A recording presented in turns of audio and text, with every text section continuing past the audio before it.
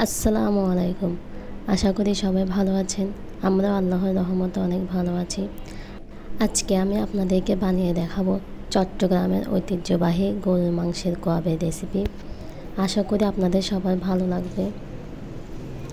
যদি ভালো লাগে থাকে তাহলে আমার চ্যানেলটা সাবস্ক্রাইব করে আমার পাশে থাকার অনুরোধ রইল।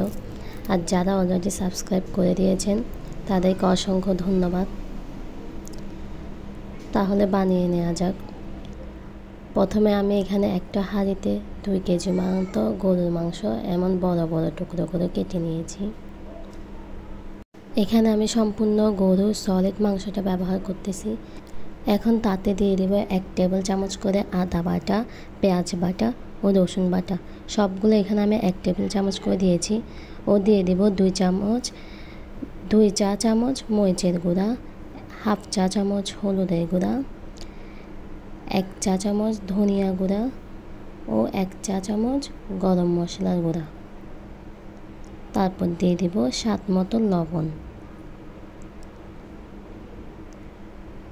এবং 3 টেবিল চামচের মতো সরিষার তেল দিয়ে আমি ভালো করে সব উপকরণকে একসাথে মিশিয়ে নেব।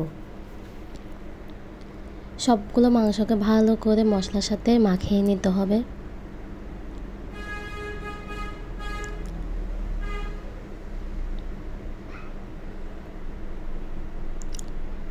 ভালো করে সব মাংস মাখিয়ে নেওয়া হয়ে গেলে আমি এখানে 1 গ্লাসের মতো পানি দিয়ে দেব মাংসটা সিদ্ধ হওয়ার জন্য।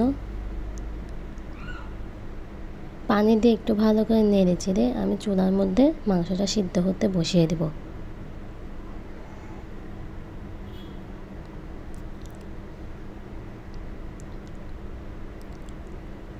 দেখুন মাংসটা সিদ্ধ হতে চলে এসেছে। এভাবে সিদ্ধ করতে করতে মাংসের পানিটা সম্পূর্ণ শুকিয়ে নিতে হবে। কিছুক্ষণ পর পর নেড়ে চেড়ে দিতে হবে যাতে সবগুলো মাংস ভালো করে সিদ্ধ হয়। দেখুন এখন আরও অনেকটা পানি কমে এসেছে।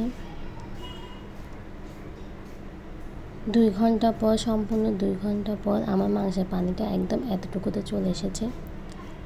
আমি ওই পানিটাও শুকিয়ে একদম শুকনো শুকনো করে নেব। দেখুন এখন মাংসের গায়ে একটু পানি নেই। এখন সবগুলো মাংসকে আমি একে একে তুলে নেব। হাঁড়ি থেকে সব মাংস একটা একটা করে আমি তুলে নিচ্ছি। এখন মাংসগুলোকে আমি ভাজার জন্য প্রস্তুতি নেব, যার জন্য আমি এখানে একটা কড়াইয়ের মধ্যে হাফ কড়াইয়ে তেল দিয়ে দিয়েছি। যতটুকু তেলে মাংসগুলো সম্পূর্ণ ভালোভাবে ভাজা হবে ততটুকু তেল আমি দিয়ে দেব। আপনারা চাইলে গরুর যে চর্বিটা পাওয়া যায় ওইটা দিয়েও ভেজে নিতে পারেন।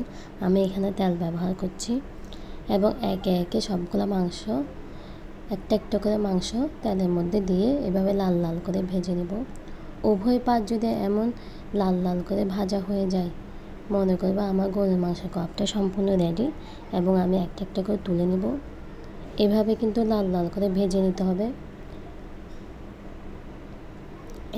এগুলো আপনারা চর্বির ভিতরে রেখে অনেক দিন সংরক্ষণ করতে পারেন বা এভাবে একটা এয়ারটাইট কন্টেনার বক্সে রেখে ফ্রিজের মধ্যে রেখেও আপনারা অনেক দিন যাবত সংরক্ষণ করতে পারেন।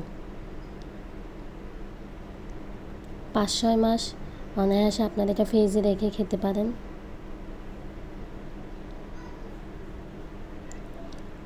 সবগুলো মাংস আমি এভাবে একটা একটা করে তুলে নেব।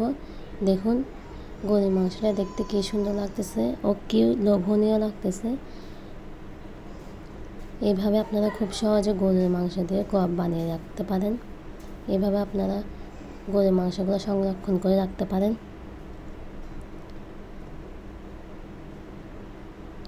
আশা করি আমার আজকের এই রেসিপিটা ভালো লেগেছে। আজকের জন্য এখানেই, আগামীতে আবার দেখা হবে কোনো এক নতুন রেসিপি নিয়ে।